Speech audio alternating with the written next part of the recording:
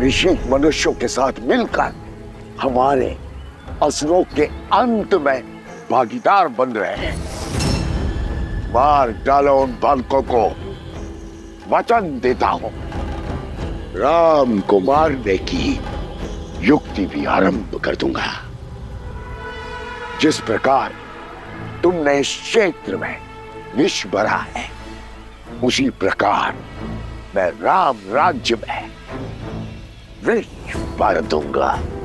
तुम तो जानते हो मुझे राजपाट में कोई रुचि नहीं है, किंतु तुम्हें तो है।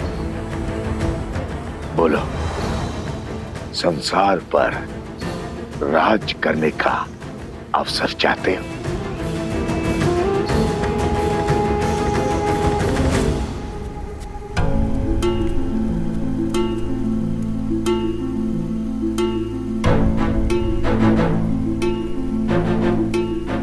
भगवान वाल्मीकि ने हमें यहाँ अकारण नहीं भेजा है। मैं यहाँ अपने मन की शांति खोजने आई थी, किंतु मिली यहाँ के गांव वालों के कष्टों की अशांति।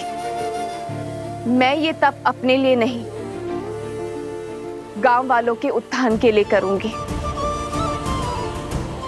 और आशा करती हूँ कि मेरा ये तप मकरासुर और उसके असुर के अंत का मार्ग प्रशस्त करे, फाल्गु नदी को उसकी पवित्रता और शुद्धता लौटाएगी। परंतु देवी, असुर आपको रोकने के लिए वार अवश्य करेंगे।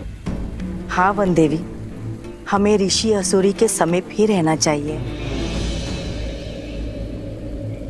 वो असुर ऋषि की सहायता के लिए आए हैं। जब ऋषि ही नहीं बचेगा तो किसकी सहायता करेंगे? और किसी में इतना तपोबल नहीं जो मुझे मार सके। एक बार असुरी मार्ग से हटा, फिर मैं स्वतंत्र हूं। किंतु मेरी सेना को थल पर तुम्हारी आवश्यकता होगी।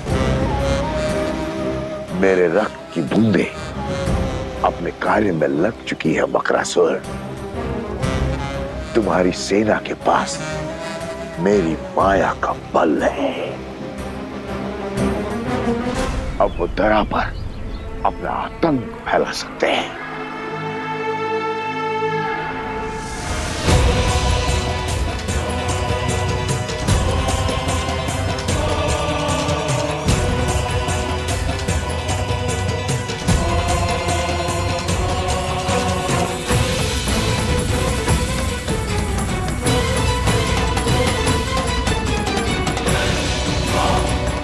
जाओ, अंत कर दो उस ऋषि का। धर्म पर अधर्म की जीत का समय आ चुका है।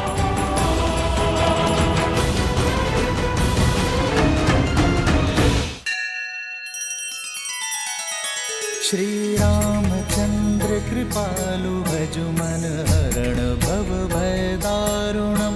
नव कंज लोचन कंज मुख कर कंज पद कंजारुणम।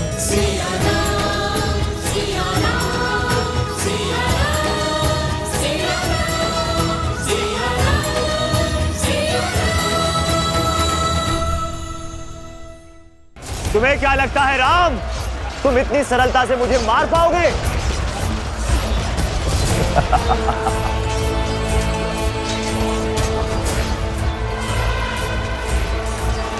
अर्थात चंद्रबाहु की पत्नी का तप भंग नहीं हुआ है। अब तक तो अंगद को कार्य समाप्त कर देना चाहिए था। कहाँ हो तुम अंगद? ओम विदात्मनि विद्याय हिरण्यगर्भाय धीमहि तत्रो ब्रह्मा प्रचोदयात्। क्या करूं, कैसे इस पतिव्रता का तप भंग करूं कि गरिमा भी ना टूटे? माता, इस कन्या का अपहरण कर आपके पति ने बहुत बड़ा अधर्म किया है। उसे बचाने का नहीं, प्रभु श्री राम के हाथों मुक्ति दिलाने का प्रयास कीजिए। ओम विदात्मनि विद्याय हिरण्यगर्भाय धीमहि तत्रो ब्रह्मा प्रचोदयात्। ओम विदात्मनि विद्याय मंत्र पढ़ना बंद कीजिए, अन्यथा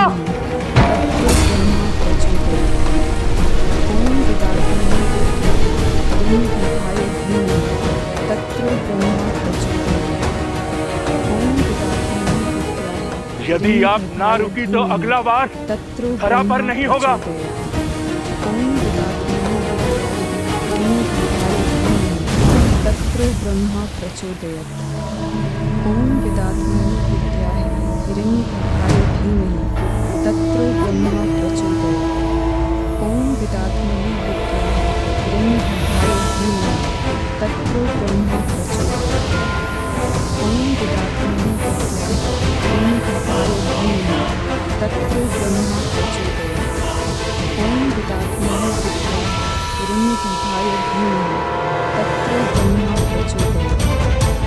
ओम विदात्मने विद्याहि हिरण्यगर्भाय धीमहि तत्रो ब्रह्मा प्रचोदयात्। ओम विदात्मने विद्याहि हिरण्यगर्भाय धीमहि तत्रो ब्रह्मा प्रचोदयात्। ओम विदात्मने विद्याहि हिरण्यगर्भाय धीमहि। माता के लिए पुत्रों के संरक्षण से बड़ा कोई सुरक्षा कवच हो ही नहीं सकता। माता, आप निर्भीक होकर अपना तप आरंभ करें। माता, हम आपकी रक्षा करने के लिए सज हैं। जब तक आपका तप पूरा नहीं हो जाता, हम बनेंगे आपकी ढाल।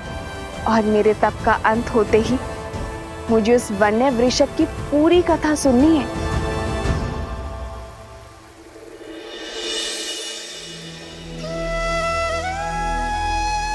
हे फाल्गु माता, मेरे संकल्प का तप स्वीकार करें।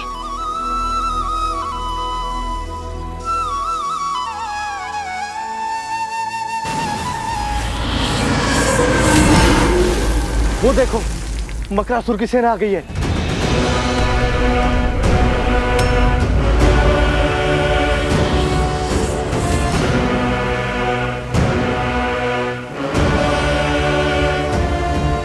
भागो यहाँ से, भागो भागो।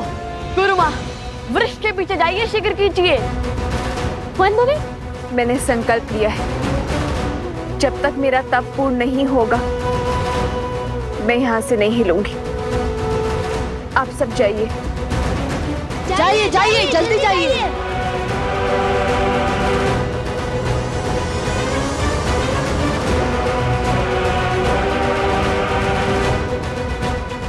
अब क्या करें भैया? वही जो धर्म कहता है। कुश, तुम यही माता के पास रुको, मैं इनकी रक्षा करता हूँ। ला, सबकी सुरक्षा करना। जी माता।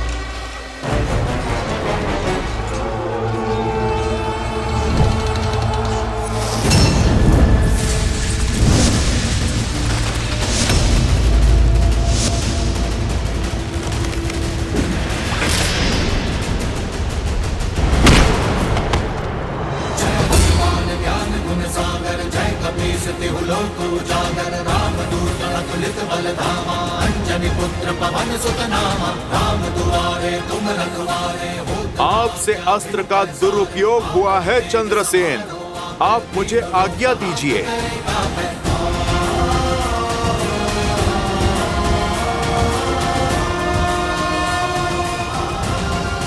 जय श्री राम।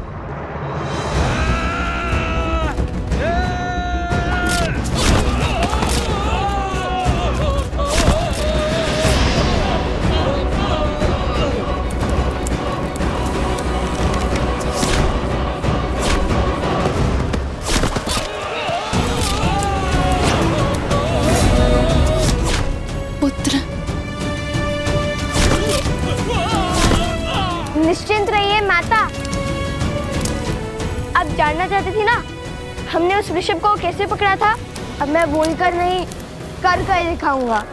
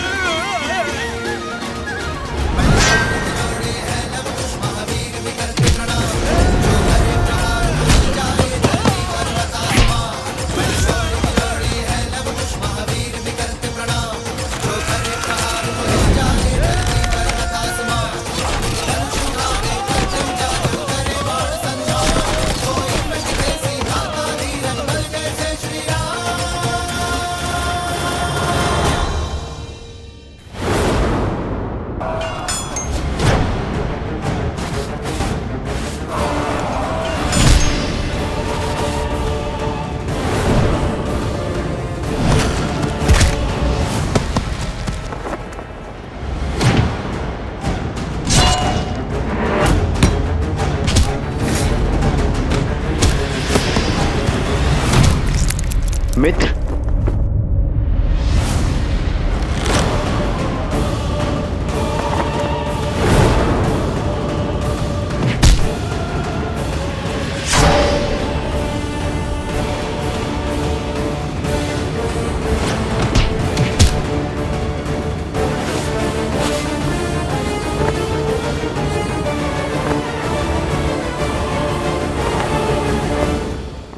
कुश, ऋषिवर की रक्षा करो, मैं सुरक्षित हूँ।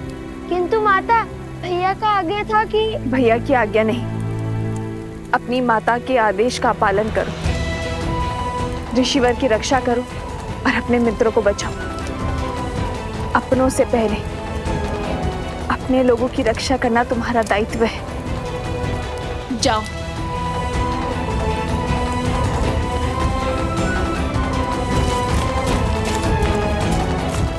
श्री राम, मेरे पुत्रों की रक्षा करना।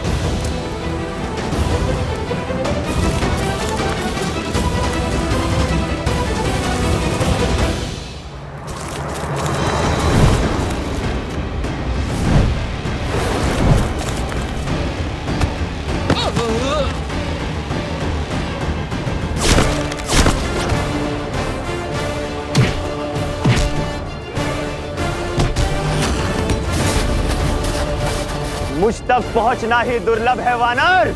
जय श्री राम।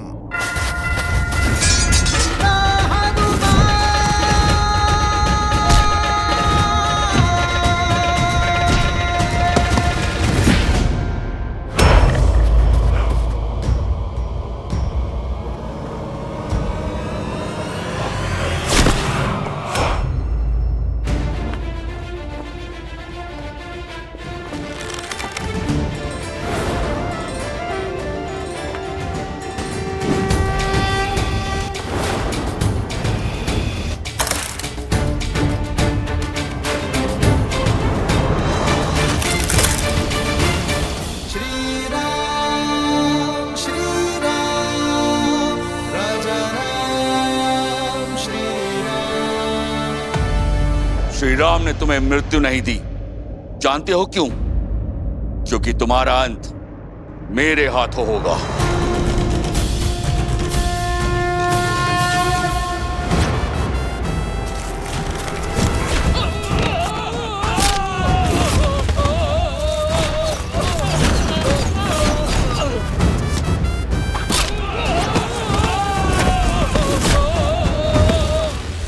वन देवी के पुत्रों के सामने वन के अपमान का दुस्साहस।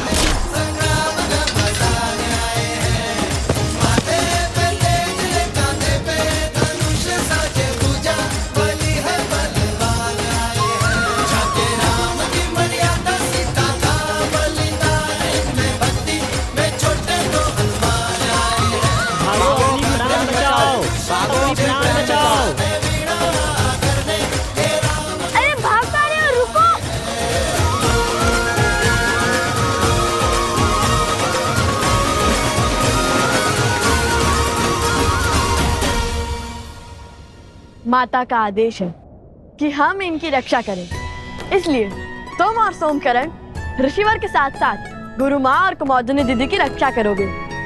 मैं और जादूकरण नदी के तट पर दृष्टि रखेंगे। जो आज्ञा भैया। जादूकरण चलो।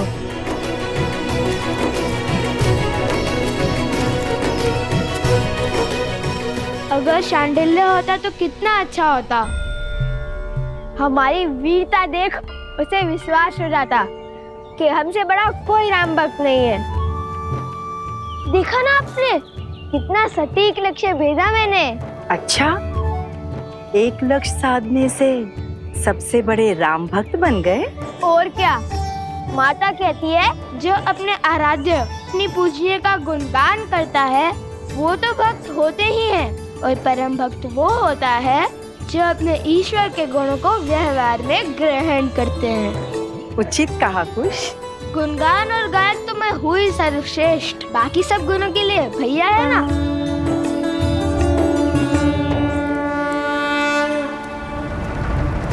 माता अभी भी तप कर रही है और जल अभी भी अशुद्ध है, अर्थात मकरासुर अभी भी भीतर है, ठीक मकर ध्वज की भांति।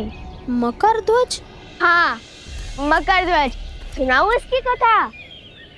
हाँ, सागर का रक्षक मकर ध्वज, आधा वानर आधा मकर, जिसे केवल श्री राम के भक्त हनुमान हरा सकते थे। और कहानी का विचित्र मोड़ जानते हो? वह साक्षात हनुमान जी के पुत्र थे। किसके पुत्र हो तुम? आप मेरे पिता हैं। उनके श्वेत एक मगरमच्छी ने खा लिया था, ऐसे उत्पन्न हुआ मकर ध्वज। वैसे भी मैं और लव भैया कौन सा हनुमान जी से कम है? हम भी तो राम जी के परम भक्त हैं। और वैसे हो सकता है ये मकरासुर मेरा या लव भैया का पुत्र हो।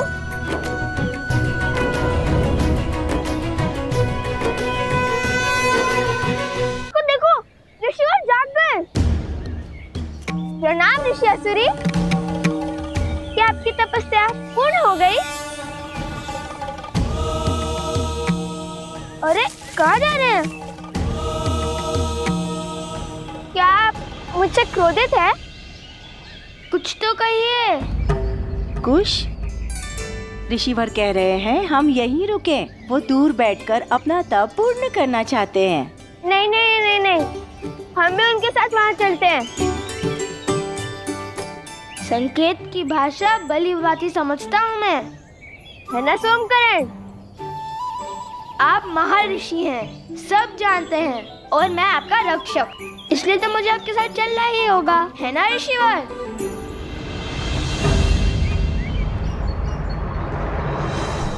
वर्षों से तप में लगा हूं। आंधी, बाढ़, असुर भी मेरे तप को तोड़ने में सक्षम नहीं हुए, किंतु तुम उनसे भी अधिक शक्तिशाली हो। मेरे मौन को तोड़कर मुझे बोलने पर विवश कर दिया। कौन हो तुम बालक? पता चलेगा, किंतु मकरासुर से सामना करने के बाद।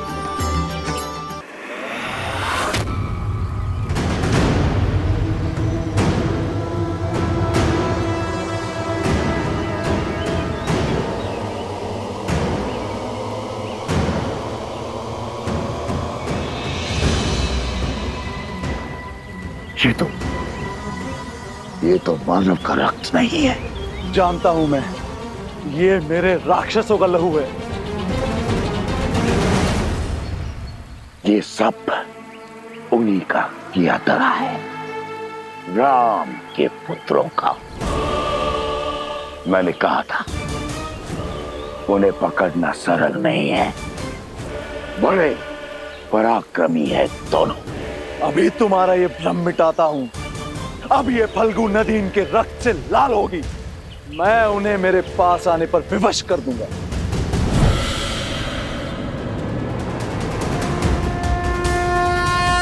सिया राम।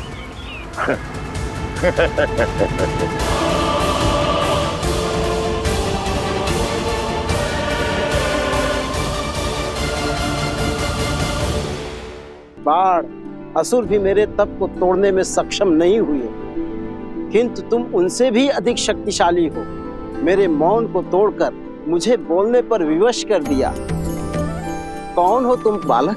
पता चलेगा, किंतु मकरासुर से सामना करने के बाद देखते हैं किसे पिता कहकर पुकारता है वो। तुम विवाहित हो? ना ना ना ना, ना हम विवाहित हैं और ना श्री राम के भक्त हनुमान जी।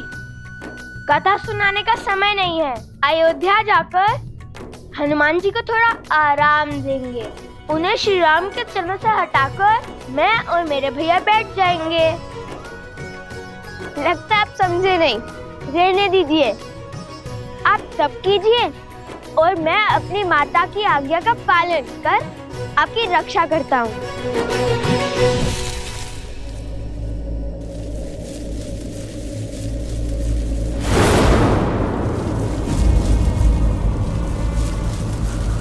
ये वृक्ष तो सूख रहा है। अर्थात मकरासुर निकट है। ये उसी का प्रकोप है।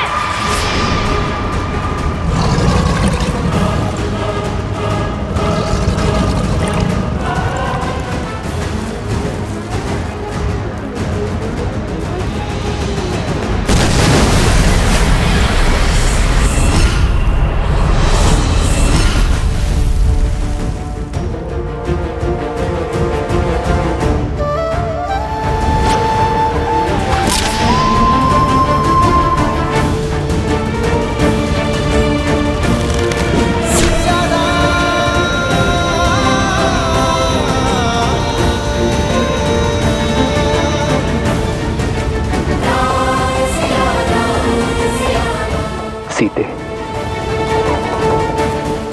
माता, माता।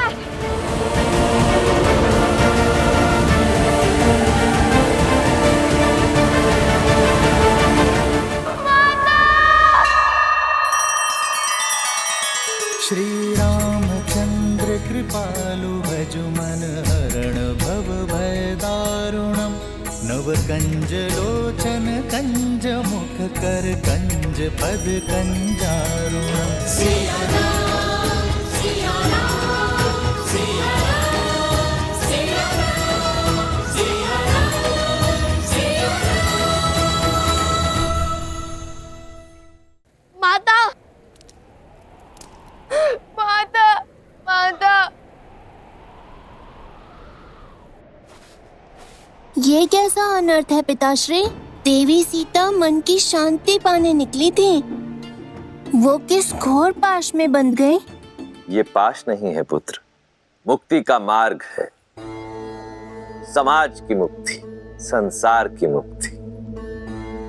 जिनका अंतःकरण शुद्ध होता है, नियति उनसे ऐसे ही भलाई के कार्य करवाती है। उनके तो स्वार्थ में भी निस्वार्थ की भावना छिपी होती है, जिससे जगत का कल्याण होता है। किंतु लवकुश, इस विपदा में कौन करेगा उनकी सहायता? नियति चक्र की अपनी ही गति होती है। हमें धैर्य रखना होगा। उसके पश्चात विधि के इस विधान का कारण तुम्हें भी ज्ञात हो जाएगा। गणेश, मेरे पास आओ पुत्र।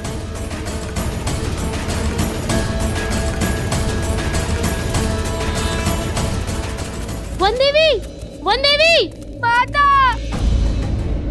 वन देवी।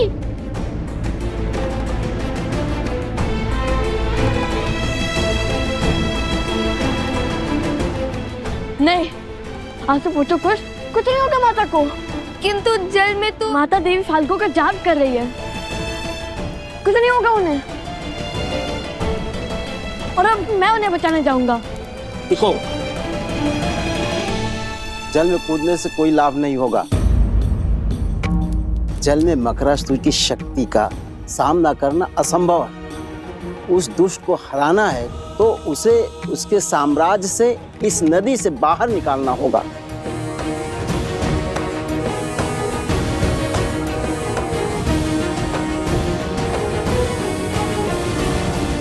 अभी तक अधर्म की विजय हुई नहीं है, किंतु धर्म के पास समय कम है। हर गिरते पत्ते के साथ मकरासुर की शक्ति और उसका प्रकोप बढ़ रहा है।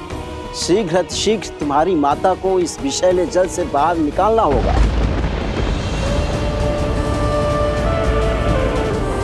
सीते,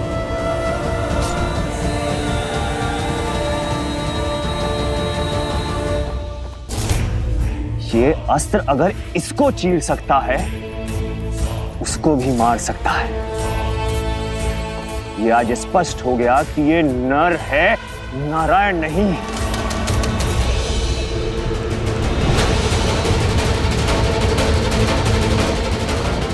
प्रभु,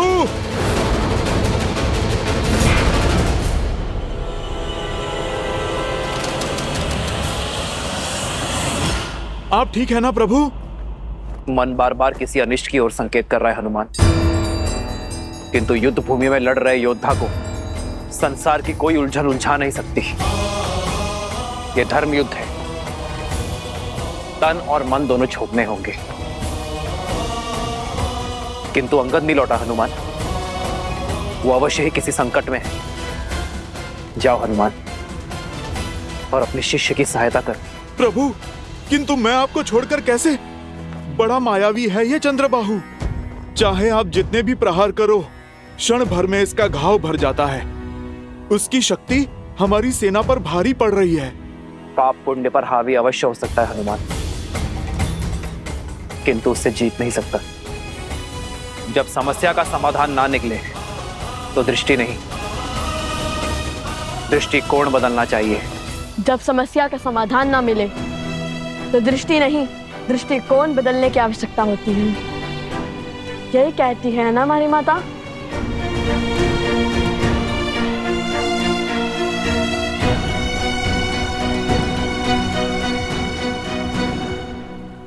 यदि वो जल के भीतर शक्तिशाली है और उसे बाहर लाना असंभव है, तो फिर हम जल को उस तक पहुंचने से रोकेंगे, नदी का प्रवाह अवरुद्ध कर देंगे।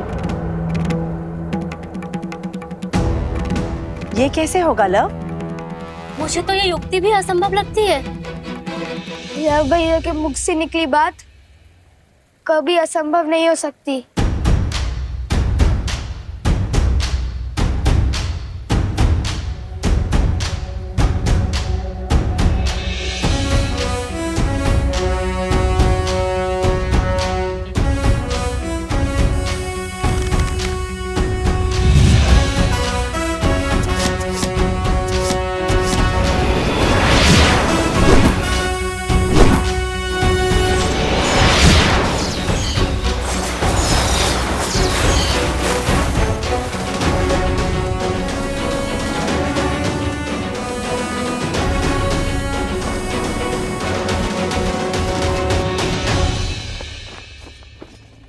जिसे अब तक मेरे हनुमान के प्रहार रोक रहे थे,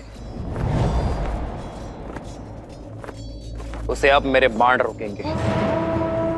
वो मारा नहीं जा सकता, किंतु बांधा जा सकता है।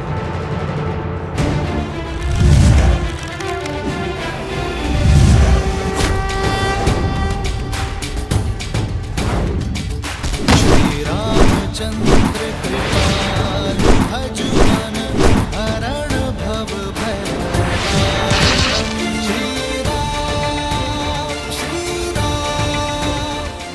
जाओ हनुमान, शीघ्र अतिशीघ्र अंगद को खोजो। जो आज्ञा प्रभु। जाओ।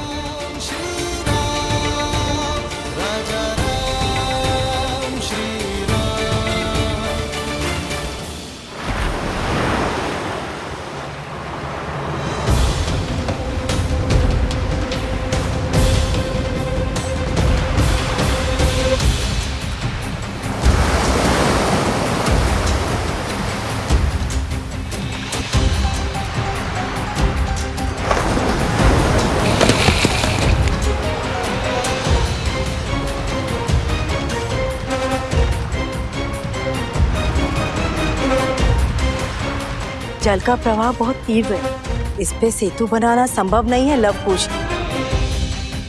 हमें बिना समय गवाए सहायता ढूंढनी चाहिए।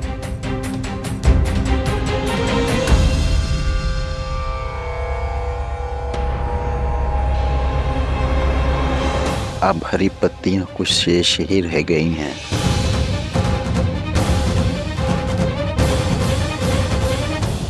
जब तक हम सहायता खोजेंगे तब तक समय और देवी के प्राण खो चुके होंगे। माता की रक्षा का प्रण हमने लिया था और उस प्रण को पूर्ण भी हम ही करेंगे। तैयार नहीं?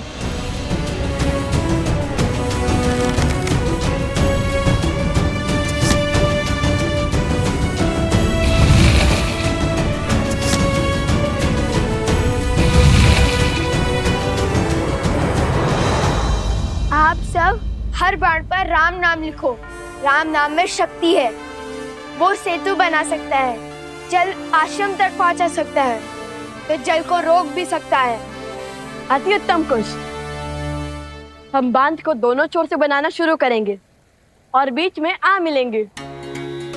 इससे नदी का प्रभाव बीच से निकल जाएगा और किसी एक और अधिक दबाव भी नहीं बनेगा।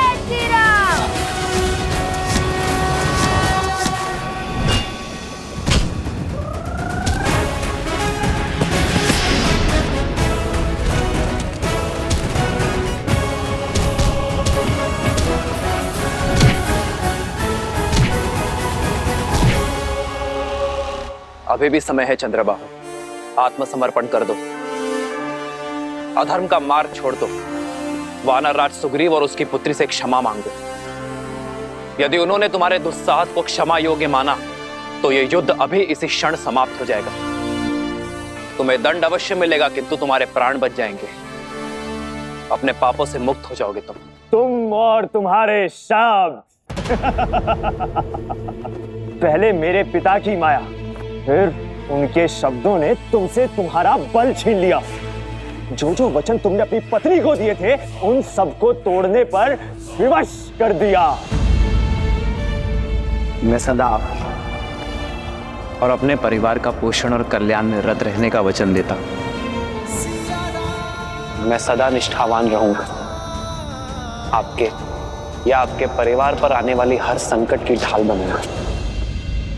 रणनीति में मेरे पिता से हारे, रणभूमि में मुझसे हारोगे। इस संसार में स्त्री की इच्छा के विरुद्ध उसे बांधने, उसका अपहरण करने से बड़ा कोई पाप नहीं। इसलिए कोई भी बल, कोई छल तुम्हें आज बचा नहीं सकता चंद्रबाहु। इसलिए व्यर्थ की बातें छोड़ो, कोई लाभ नहीं है इनका। लाभ तो बंदी बनाने का मुझे भी नहीं है राम। देखो, अंत की ओर बढ़ रही है तुम्हारी सेना। आज अयोध्या के और किष्किंधा के हर एक योद्धा को यही त्रिलोकपुरी में गाड़ दूंगा।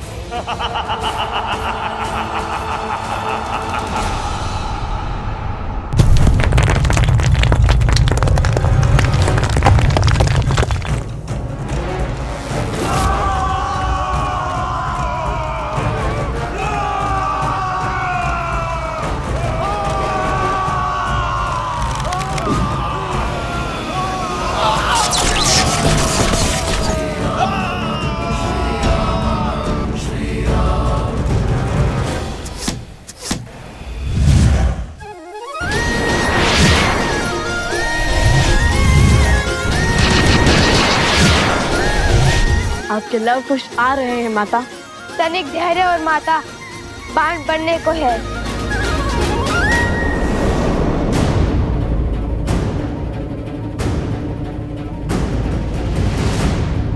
ये कोई असुरी माया तो नहीं?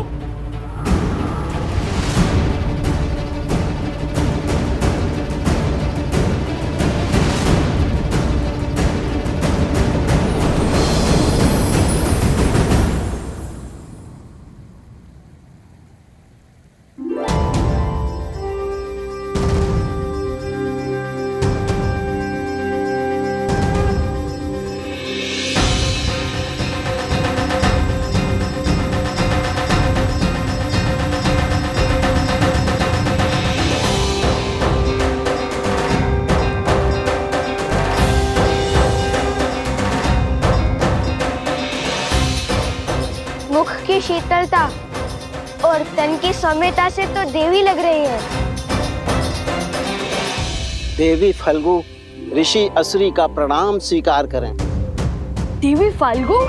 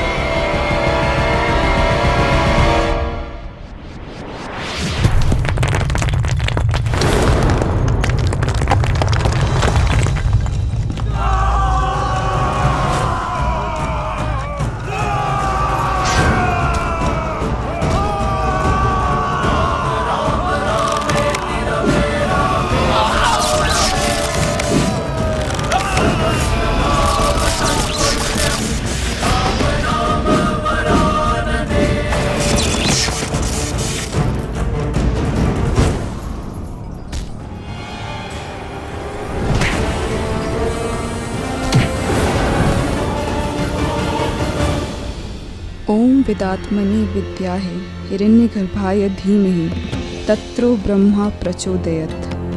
ओम विदात्मने विद्याहे हिरण्यगर्भाय धीमहि तत्रो ब्रह्मा प्रचोदयत्।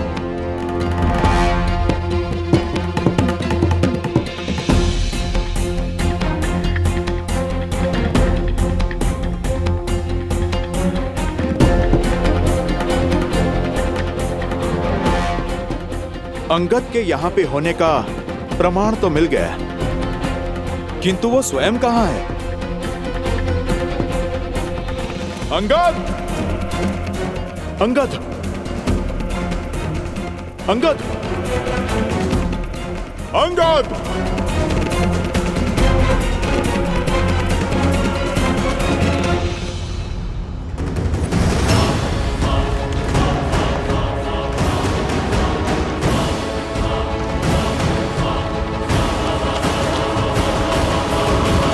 असुरी, ये बांध कभी पूरा नहीं हो सकता। यदि मेरा प्रवाह रुका तो आसपास के सारे क्षेत्र बाढ़ में बह जाएंगे। बांध नहीं तो हमारी माता का क्या होगा? देवी, आप तो कुछ भी कर सकती है ना। हम लोग धर्म के साथ हैं, हमें हमारा कार्य पूर्ण करने दीजिए। हाँ देवी, आपको तो हमारी सहायता करनी चाहिए। जैसे समुद्र देव ने सेतु बनाने के लिए श्री राम का सहयोग किया था, और हम तो श्री राम के सबसे बड़े भक्त हैं, हनुमान जी से भी बड़े। देखिए, मैं तुम्हारी दुविधा समझ सकती हूँ। कर पाती तो सहायता अवश्य करती, किंतु सत्य यही है, मेरे प्रवाह को रोका नहीं जा सकता। आप तो स्वयं माता है, आपके कारण जीवन है। क्या माता के बिना जीवन संभव है? श्री राम के धनुष पर ब्रह्मास्त्र चढ़ चुका था। समुद्र देव की क्षमा याचना के बाद उत्तर में ध्रुमकुलिया की ओर छोड़ना पड़ा, जहाँ राक्षसों का अधर्म शिखर पर था। उसी प्रकार आप भी अपना प्रभाव मोड़ दीजिए ना। बहाना ही है तो धर्म के बल से अधर्मियों को बहाइए।